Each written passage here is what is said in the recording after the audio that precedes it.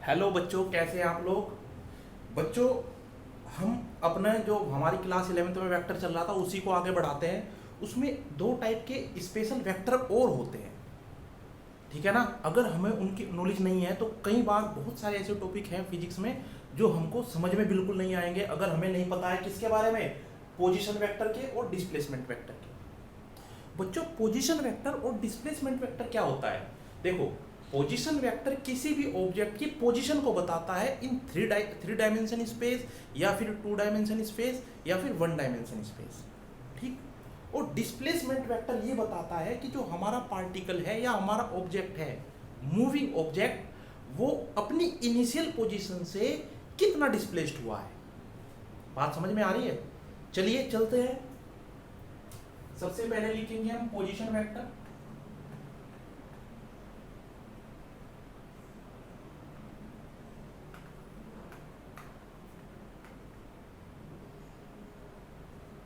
It is defined to the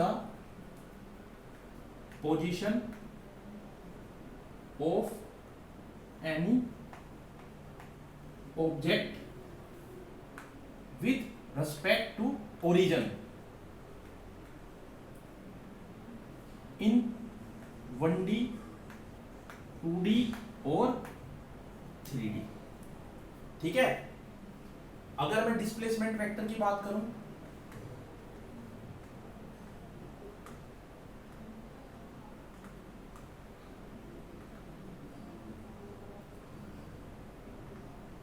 it is define that how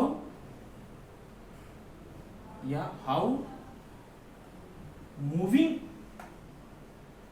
object is displaced from its initial position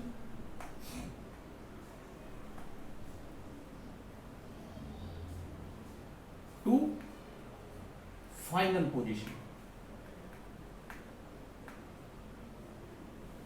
देखो, ये दोनों चीजें बड़े आराम से समझ में आ जाएंगी। बच्चों, मैंने क्या लिखा है कि पोजीशन वेक्टर क्या होता है, वो डिफाइन करता है कि पार्टिकल की पोजीशन क्या है वन डायमेंशन स्पेस में, टू डायमेंशन स्पेस में, थ्री डायमेंशन स्पेस में, ठीक है ना। डिस्प्लेसमेंट वेक्टर क्या होता है, it is defined how the moving object is displaced from its initial position to final position. और ये भी किस में हो सकता है, 1D में भी, 2D में भी, 3D में भी, किसी में भी हो सकता है, ठीक है। बच्चों, मैं एग्जांपल लेता हूं 2D का, ध्यान से देखिएगा। मैं एग्जांपल लेता हूं 2D का। मान लीजिए क्या है, मेरे पास एक्स एक्सिस है और ये वाई एक्सिस है, ठीक है। ये क्या है, ओरिजिन है, और कोई पार्टिकल है जो यहां रखा है पॉइंट, कुछ भी पॉइंट मान लो, पॉइंट ए है ये, ठीक है ना। कोई ऑब्जेक्ट है जो पॉइंट ए पर है, और ये क्या करता है बच्चों, यहां से चलना शुरू करता है और चलते चलते चलते चलते पॉइंट बी पर पहुंच जाता है, ठीक है ना। पॉइंट ए पर था, चलते चलते चलते कहां पहुंच गया, पॉइंट बी पर। तो बच्चों, इनकी पोजीशन को कौन रिप्रेजेंट करेगा, ओरिजिन से। यहां एक लाइन बना देते हैं हम, देखो ऐसे। बच्चों, ये जो लेंथ है या जो मैंने ये वेक्टर बनाया है, देखो ये रिप्रेजेंट करता है पोजीशन वेक्टर को। मैं इसको R1 मान रहा हूं। ये किसका पोजीशन वेक्टर है, ये इस पॉइंट का पोजीशन वेक्टर है, या कह सकते हैं उस ऑब्जेक्ट का पोजीशन वेक्टर है जो इस पॉइंट पर है, ठीक है ना। जब ये चला पार्टिकल या ऑब्जेक्ट चलते चलते कहां, पॉइंट बी पर पहुंचा, तो इसका पोजीशन वेक्टर क्या हो जाएगा, ठीक। अब बच्चों देखो, यहां क्या लिखेंगे हम, R1 क्या है, position vector of point A. R2 क्या है, position vector of point B, ठीक है ना। या ये भी लिख सकते हैं, इनिशियल पोजीशन आप पूरा लिख लेना, मैं आईपी लिख रहा हूं क्योंकि जगह का मैं इनिशियल पोजीशन, और इसको क्या लिख सकते हैं हम, फाइनल पोजीशन। पॉइंट बी को, पॉइंट बी पे फाइनल पोजीशन है ना पार्टिकल की, ठीक है। तो बच्चों डिस्प्लेसमेंट वेक्टर क्या होगा आप खुद सोचो, क्या लिखा है हमने, it is defined that how moving object is displaced from its initial position to the final position. Initial position से फाइनल पोजीशन में जितना हमारे पास पार्टिकल डिस्प्लेस्ड हुआ है वो रिप्रेजेंट करता है डिस्प्लेसमेंट वेक्टर से। देखो कितना डिस्प्लेस्ड हुआ पार्टिकल, अगर हम ध्यान से देखें ये डिस्प्लेस्ड हुआ, तो बच्चों जो ये होता है ना, ये ही क्या है हमारे पास डिस्प्लेसमेंट वेक्टर है, ठीक है ना। ए बी क्या है,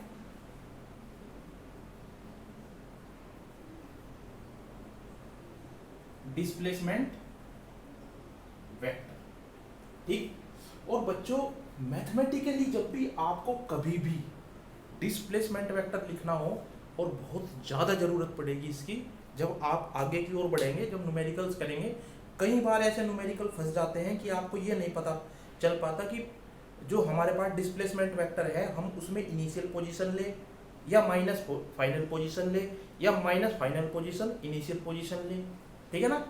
हमेशा याद रखेंगे डिस्प्लेसमेंट वेक्टर होता है final position minus initial position, या कह सकते हैं final position vector minus initial position vector is equal to final position vector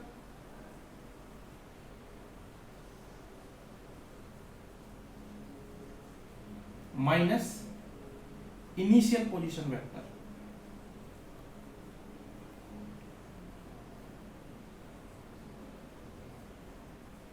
ठीक है, अगर मैं फाइनल पोजीशन वेक्टर लिखूं बच्चों तो क्या हो जाएगा, ये फाइनल R2 और माइनस R1, ठीक है ना। अब ध्यान रखेंगे बच्चों, फिजिक्स में आप जब भी पोजीशन वेक्टर को माइनस करके डिस्प्लेसमेंट वेक्टर निकालेंगे तो फाइनल माइनस इनिशियल करेंगे और लिखेंगे कैसे इसको। अगर मुझे इन दोनों के टर्म में लिखना हो और मैं इसको ऐसे लिखूं कि यहाँ लिखते ही, यहाँ देखते ही मैं समझ जाऊं कि कौन सा फाइनल है और कौन सा इनिशियल है, तो इसको बच्चों कैसे लिखा जाता है, R1 2। फाइनल कहाँ आया लास्ट में, इनिशियल कहाँ आया शुरू, ठीक। तो ये क्या लिख सकता हूं मैं इसको, R1 2 या R1 2, ये हमारे पास डिस्प्लेसमेंट वेक्टर आ जाता है which is in term of position vector, ठीक है ना। अब एक क्वेश्चन देख लेते हैं छोटा सा हल्का सा ऐसे ही सिंपल वे में।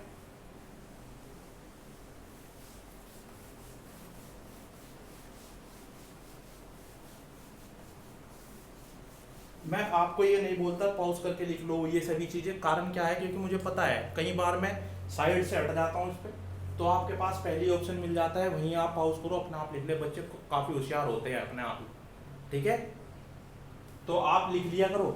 अगर कुछ बच्चे काफी होशियार नहीं है, वो नहीं लिख पाते हैं, ये वेट करते हैं कि जब सर बोलेंगे पॉज का नाम तभी लिखेंगे, तो वो पहले ये बात कीप इन माइंड रखें कि हमें पहले ही लिख लेना चाहिए, ठीक है ना बच्चों। तो चलिए चलते हैं, एक छोटा सा क्वेश्चन करेंगे। If any object is defined by 2, 3, 4 in 3D, then what will be the position vector for this coordinate, ठीक है। हमारे पास कोई ऑब्जेक्ट है जो किससे डिफाइन किया गया है, 2, 3, 4 से, किसमें, 3 डायमेंशन स्पेस में। इसके लिए पोजीशन वेक्टर क्या होगा, बड़ा सिंपल है बच्चों। वैसे तो यहाँ से आप बहुत सारे बच्चे इसको जानते भी होंगे, मान लीजिए हमारे पास कोई क्या है, ये X axis, Y axis, Z axis है, ये पॉइंट है कोई, ठीक है ना, और ये पॉइंट प्लेन में ना होकर के 3 डायमेंशंस में है, एक्स में भी, वाई में भी और जेड में भी। इसको ऐसे मानो, जैसे मान लीजिए मेरे पास 2 पेन हैं, एक पेन में और इधर से लगा दूं और ये पॉइंट कहीं यहाँ है, ठीक है ना, जो तीनों स्पेस को मीट करता है। चलिए, तो बच्चों इसके लिए अगर मैं कोऑर्डिनेट लिखूंगा तो इसमें एक्स भी आएगा, वाई भी आएगा और जेड भी आएगा, उसने वही दिया हुआ। इसके लिए अगर बच्चों पोजीशन वेक्टर लिखूं मैं, तो हमारे पास क्या आ जाएंगे,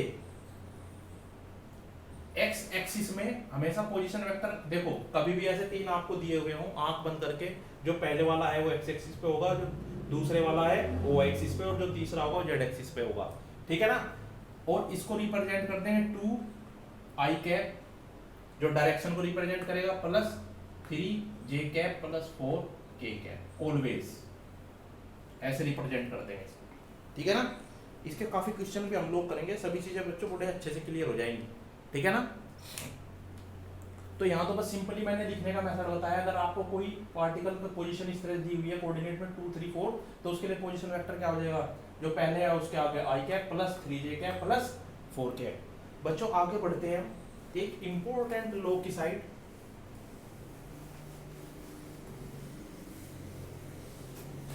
जो क्या है हमारे पास, polygon law.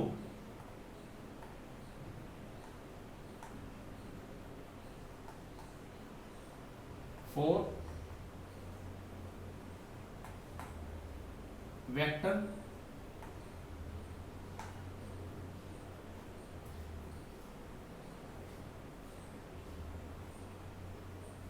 Polygon law for vector addition, ठीक है ना। पॉलीगन क्या होता है आपको पता ही है, जिसमें बहुत सारी आर्म्स हो, पॉली, ठीक है। मान लीजिए मेरे पास 2 वेक्टर थे ऐसे, तो मैंने बड़ा आराम से इनको जोड़ लिया। अगर बच्चों मेरे पास 3 वेक्टर होते हैं ऐसे, तब क्या करते हैं हम, यहाँ 3 हो गई ना हमारे पास में आर्म्स, या 3 वेक्टर हो गए। देखो इनको भी अगर आप चाहें तो सिंपली मेथड से जोड़ सकते हैं, हमारे पास जो वेक्टर एडिशन वाला मेथड है, ठीक है ना। कैसे, मान लीजिए ए है, ये बी है, ये सी है, ठीक। ये बेस से कितना एंगल बना रहा है, θ1, ये बेस से कितना एंगल बना रहा है, θ2, ठीक है। अगर बच्चों हम ध्यान से देखें तो ये क्या हो जाएगा, यहां से ये, यहां से यहां तक की डिस्टेंस b cos θ1, ठीक है ना, और यहां से यहां तक की डिस्टेंस कितनी हो जाएगी, b sin θ1। ऐसे ही अगर मैं इसको मीट कराऊं तो ये कितना हो जाएगा, b cos θ2 और ये b sin θ2, ठीक है। अब अगर हम ध्यान दें बच्चों, इसको मैं बिल्कुल सीधा इसी के नीचे की साइड यहाँ मिला लूं और ऐसे, तो क्या ये इसका रिजल्टेंट ऐसे जाएगा ना, रिजल्टेंट तो इनका तीनों का ऐसे ही जाएगा। तो ध्यान से देखिए, अगर हम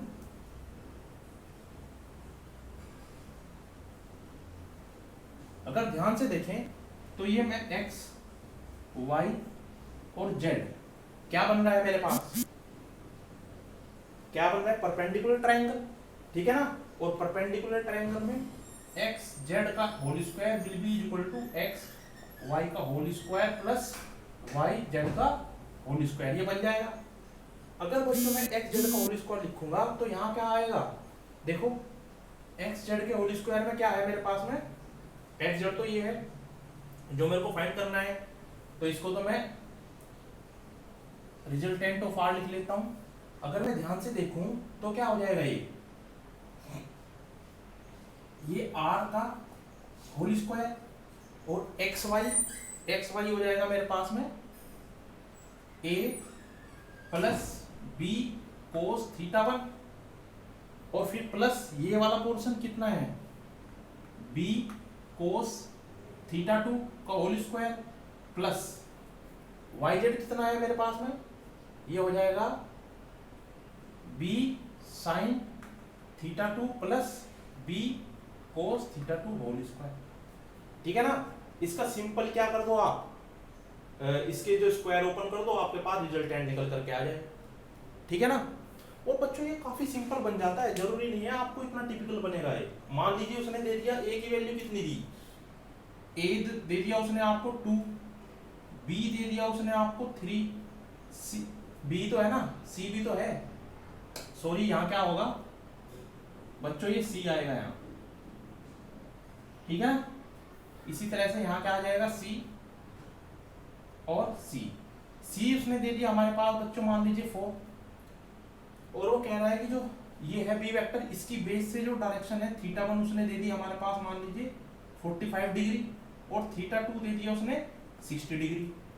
अब रखो आराम से, आर की वैल्यू कितनी आ जाएगी, होल स्क्वायर, ए की वैल्यू 2 प्लस 3 कोस θ1 की कितनी वैल्यू हो जाएगी 45 डिग्री, प्लस बी की 3 कोस θ2 कोस 60 डिग्री, इसका स्क्वायर, प्लस सी कितना है 4 साइन θ2 60 डिग्री, प्लस सी कितना है अगेन 4 कोस 60 डिग्री। ठीक है। अब देखो 2 प्लस 3 इंटू 1/2 प्लस 3 इंटू फिर 1/2 का होल स्क्वायर, प्लस 4 साइन 60 की वैल्यू कितनी हो जाएगी हमारे पास में, √3/2 प्लस 4 cos 60 की वैल्यू कितनी हो जाएगी 1/2। ठीक है ना। अब तो कुछ नहीं बचा, अब तो सिंपल मैथमेटिक्स ही तो करनी है इसमें, समझ रहे हो। देखो यहाँ क्या हो गया 2 3/2 हो जाएगा 2 प्लस 3 5 का स्क्वायर 25, प्लस यहाँ आ जाएगा 2√3, इसका स्क्वायर है ना 2√3 प्लस 2 कॉमन, √3 प्लस 1 का होल स्क्वायर, और ये आ जाएगा 25 प्लस 2 इंटू यहाँ एक तरह से 1.372 आता है, इसकी वैल्यू 1.372 लिखेंगे तो इसमें 1 और ऐड कर देंगे 2.372, और 2.372 का बच्चों स्क्वायर करेंगे, 2.3 को मैं लगभग कितना मान लेता हूँ 2.5, और 2.5 का जब हम स्क्वायर करते हैं तो कितना आ जाता है हमारे पास अप्रोक्सीमेटली 5, तो आ जाएगा 10। आंसर कितना आ गया हमारे पास 35। अगर मैं मीटर में चलनी है सारी चीजें तो मीटर आंसर आ गया रिजल्टेंट। बात समझ में आई। ये तो एक ऐसा पॉलीगन था बच्चों जिसमें 3 आपको क्या दिया हुआ है, वेक्टर्स दिए हुए हैं। मान लीजिए आपके पास इस तरह से कोई पॉलीगन दिया गया है, या इस तरह के कोई वेक्टर है,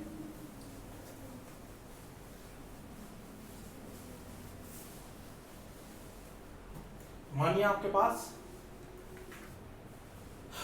ध्यान से देखिएगा बिल्कुल, एक वेक्टर ये है ए,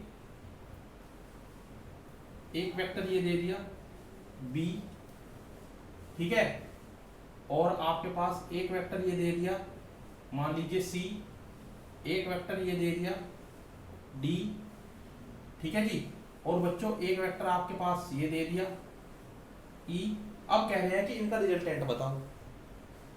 बच्चों अब ध्यान से देखना, ठीक है ना, बिल्कुल ध्यान से, सी, ठीक है ना, बिल्कुल ध्यान से देखेंगे। अब क्या मैं इनको ऐसे लिख सकता हूं, ये ए तो जो कहते हो, ठीक है ना, जो बी वेक्टर है उसको पैरेलली मूव कराओ ऐसे इस डायरेक्शन में। मैंने बताया था कि जो वेक्टर होते हैं वो पैरेलली मूव कर सकते हैं, तो ये क्या आ जाएगा यहाँ बी, ठीक है। जो सी है उसको पैरेलली मूव कराओ ऐसे, ये आ गया। जो डी है मेरे पास में ये आ गया, ठीक है। जो ई है ये आ गया। अब इनका रिजल्टेंट पूछ रहा है क्या होगा, ठीक है, इसको क्लीन कर दूं। इनका रिजल्टेंट पूछ रहा है वो क्या होगा, ठीक है ना। ये मेरे पास में क्या है, ए है, ये बी है, ये सी है, ये डी है, और ये है हमारे पास में ई। इनका रिजल्टेंट क्या होगा बच्चों, बिल्कुल ध्यान से देखेंगे। हमने माना कि इनका रिजल्टेंट क्या है आर, ठीक है ना, यही तो रिजल्टेंट होगा इन सबका। रिजल्टेंट माना let resultant of all given vectors are clear, या ऐसे लिख दो अभी मैग्नीट्यूड की बजाय। अब देखो, अगर मैं ये जो रिजल्टेंट होगा आर, इसको मिला देते हैं, ठीक है, और इसको मान लेते हैं प्यारे बच्चों R3। क्लियर। तो बच्चों क्या हमारे पास जो R होगा, R क्या वो R3 सबके ऊपर वेक्टर लगा लेंगे, ठीक है ना। तो बच्चों क्या वो R3 प्लस E हो जाएगा। ध्यान से देखो, हमने पढ़ा था ना वेक्टर एडिशन में, ये गया फिर यहां से यहां, तो इनका एडी तो है ये R3 plus E will be equal to R। चलो E तो मिल गया हमें। अब R3 और देखें, अगर R3 देखें हम तो क्या, ध्यान से देखने पर R3 अगर इसको मैं R2 मान लूं, R will be equal to R2 plus D plus E। क्या R3 R2 प्लस D के इक्वल है? समझ रहे हो? देखो एक वेक्टर ये जा रहा है, एक वेक्टर ये जा रहा है। मैंने क्या बताया था वेक्टर एडिशन में, हमेशा दो रूल बताए थे मैंने, एक तो ट्रायंगल और एक पैरेललोग्राम। पैरेललोग्राम आपने खुद किया होगा, बिल्कुल सिंपल मेथड है उसका भी, वो भी बता दिया था कैसे करना है। यहाँ ट्रायंगल रूल लग रहा है, देखो ध्यान से। ट्रायंगल में एक वेक्टर ये जा रहा है, अब इसके एरो से इसकी टेल मिली हुई है, ये जा रहा है, तो रिजल्टेंट तो यही होगा ना इनका। अगर वैसे भी हम जनरल तौर पे भी देखें, ये तो रिजल्टेंट ही बन सकता है इन दोनों का, क्योंकि देखो ये तो टेल से टेल मिल रही है, ये इसकी टेल है, इसकी टेल भी यहाँ है, इसकी टेल भी यहाँ है। टेल से टेल के लिए तो यूज नहीं होता रिजल्टेंट, रिजल्टेंट टेल से हेड पर जाकर के मिलता है। तो ऑब्वियस सी बात है कि ये जो है ये रिजल्टेंट है, वो भी किस किस का, इसका और इसका। ठीक, क्लियर। अब बच्चों अगर हम ध्यान से देखें और इसको ऐसे मिलाऊं और इसको मैं लिखूं R1, तो क्या बच्चों R2 जो होगा हमारे पास वो R1 प्लस C होगा। जो R2 होगा क्या वो हमारे पास R1 प्लस C होगा? बिल्कुल होगा, जैसे बिल्कुल यहाँ बताया ऐसे यहाँ R1 plus C will be equal to R2। अब बच्चों अगर हम ध्यान से देखें, बिल्कुल क्लियर तरीके से देखें, तो R1 क्या है?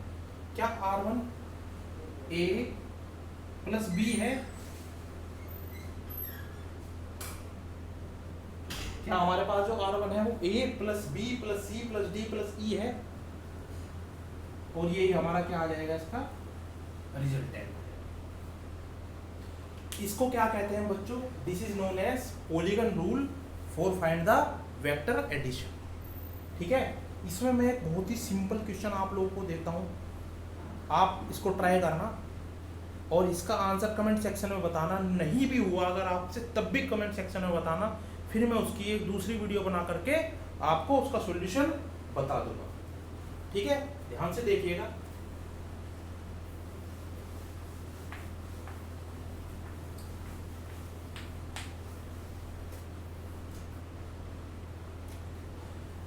हमारे पास कोई पॉलीगन है, ये क्या है उसमें, एक ये है, एक ये है, यहां से देखिए ये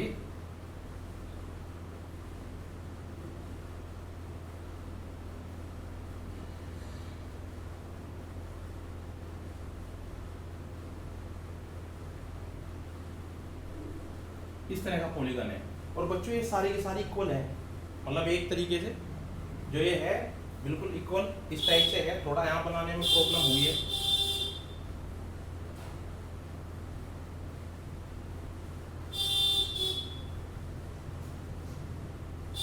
ठीक है ना, ये इसका सेंटर है ओ, ये हमारे पास ए, ये पॉइंट बी, ये point C, D, E, F, G, H, ठीक है ना, क्या है, A B C D E F G H.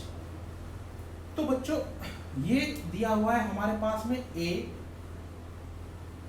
ठीक है, ये दिया हुआ है हमारे पास में बी, ये जो वेक्टर है ए बी गिवन है, vector A B is A और vector B C is B, ठीक है। और बच्चों हाँ ठीक है ना, और एक और वेक्टर दे दिया इसमें, ये सी, ये तीन दिए हुए हैं ए बी सी। पूछ क्या रहा है, find out DE, vector DE क्या होगा, E F, F G, G H, H A, सब ये वेक्टर बताने हैं, एच ए ई, और ए सी, ए डी, ए ई, ठीक है, ए ई,